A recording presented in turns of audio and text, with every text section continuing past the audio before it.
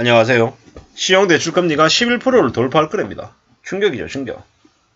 아직 2022년이 끝나지 않았는데요. 2022년 12월인데도 신용대출 금리 11% 돌파 얘기가 나오고 있는 지경입니다. 어떻게 될까요, 앞으로? 영끌하고 무리하게 비투한 이들이 어떤 인생을 살게 될지는 안 봐도 비디오입니다. 그들은 돈만 뺏기는 게 아니라 그들이 살아가는 인생 전반을 다 송두리째 금융권들에게 뺏긴 거라고 봐야 되는 거죠. 어쩌면 자기 세만 빚 갖다 끝나는 게 아니라 자기 자식 세까지 빚쟁이로 전락시키는 아주 무서운 일들이 벌어질 것 같습니다. 어쩌다가 이렇게 된 걸까요? 저렇게 무리하게 연끌하고 비탈하고 떠들어댔던 놈들은 그들이 전부 다 사기꾼이죠. 대한민국 정부가 국민들을 상대로 사기를 쳤습니다.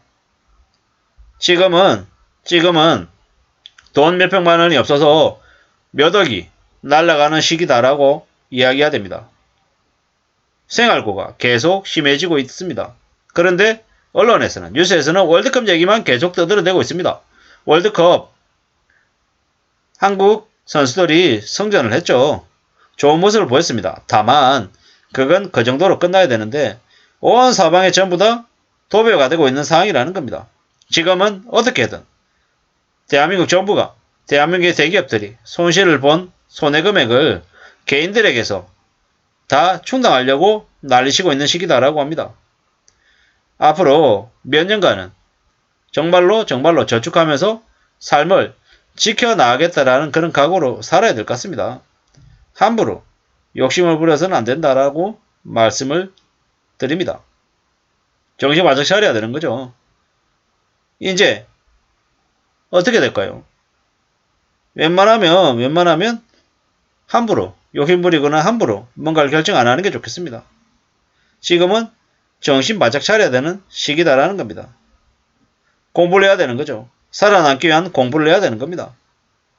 지금은 1997년 IMF가 왔을 때와 똑같습니다.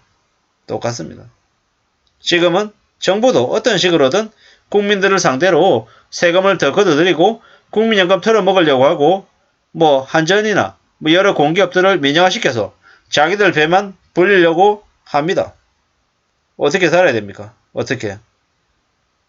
정신 바짝 차리고 사는 거 말고는 답이 없다라는 겁니다. 이번에 연끌한 사람들은 주택담보대출뿐만 아니라 신용대출이나 보험약관대출이나 여러 가지 대출들을 같이 받았습니다. 이제 그들은 어떻게 되겠습니까?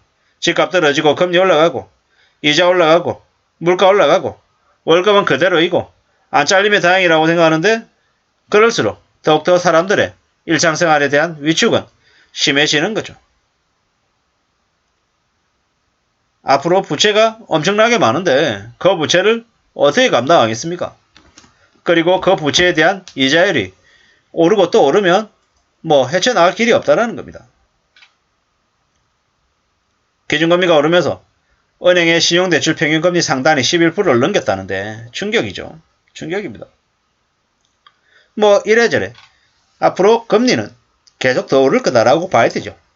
주택담보대출, 전자금대출의 기준이 된 11월 코픽스가 12월 중순에 이제 발표가 될 예정이죠. 대략 11월 코픽스가 10월 코픽스 3.98이었는데 11월달 코픽스는 한 4.3에서 4.5 정도 사이가 되겠죠. 그렇게 되면요. 그냥 주택담보대출 금리 상단이 8%다? 저거 이제 9%까지 가는 거죠. 이미 대출금리가 11% 넘긴 마이너스 대출도 있다고 얘기하니까 그냥 말 다 한 거죠. 무서운 얘기죠. 대출금리가 계속 오른다. 대출금리가 오르면 사람들의 삶이 더 힘들어지는 거죠. 이제 외식을 거의 포기하면서 살아야 될지도 모른다라는 겁니다. 외식이 웬 말이냐. 집에서 그냥 해먹는 밥도 끼니 안 그러면 다행이다. 이렇게 생각하는 사람들이 늘어날 것 같습니다. 금리가 지금 현재 마이너스 대출이 11%를 찍었잖아요. 최상단이. 2023년에는요.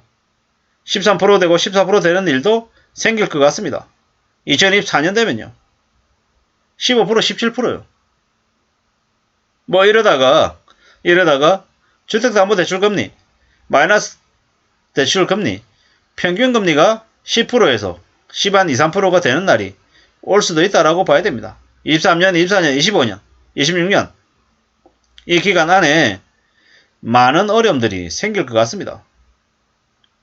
1997년, 1998년 IMF 당시 한때 시중금리가 30%까지 치솟았습니다. 많은 사람들이 몰라겠습니다. 1억을 빌리면 이자를 1년에 3천만원 내야 됐었죠. 그러한 일들이 앞으로 안 벌어진다고 누가 장담하겠습니까? 아무도 장담 못합니다.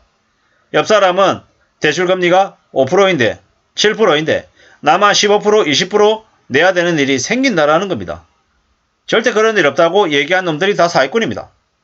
지금은 이미 CSS 시스템을 이용해 가지고 빚을 낸 사람들은 온갖 개인정보가 다 금융권에 공유가 됩니다. 조금이라도 경제 흐름이 이상하다, 소득이 이상하다라는 게 감지가 되면 금융권들이 어떻게 나오겠습니까? 바로 상환 요구합니다. 바로 상환 요구하고 상환 못할 경우에 대출금리를 미친듯이 올릴 거라는 겁니다. 왜? 그들도 망하지 않으려면 채권이 부실되는 걸 막기 위해서는 발빠르게 움직일 수밖에 없겠죠. AI 시스템 돌려가지고 자동으로 대출자들의 금리를 올린다라는 겁니다. 대출금리 7%였는데 순식간에 14%, 15% 되는 일이 안 벌어진다라고 누가 장담하냐라는 겁니다. 지금 이미 대출금리 7% 되니까 부동산을 아예 사람들이 살려고 생각도 못하는 게 지금이죠.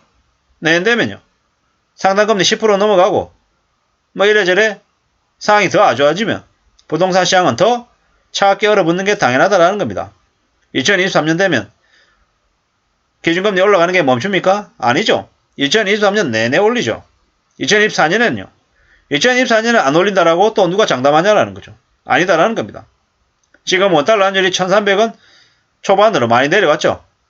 그러면 원달러 환율이 안정이 됐고 이제 더 이상 오를 일이 없다고 믿으면 될까요? 아니죠. 언제든지 원달러 환율은 1500원, 1700원, 1천원 가까이 올라갈 일이 항상 잠재되어 있다는 겁니다. 주가는요. 주가 2400원, 2400대인데 저 주가가 1200, 1300, 1400이 될지 안 될지 누가 장담하냐라는 거죠. 아마 추정컨대 2023년에 1400, 1500 그 아래로 내려가는 일이 생길 것 같다라고 봅니다. 그만큼 지금 현재 경제 상황이 안 좋기 때문이죠.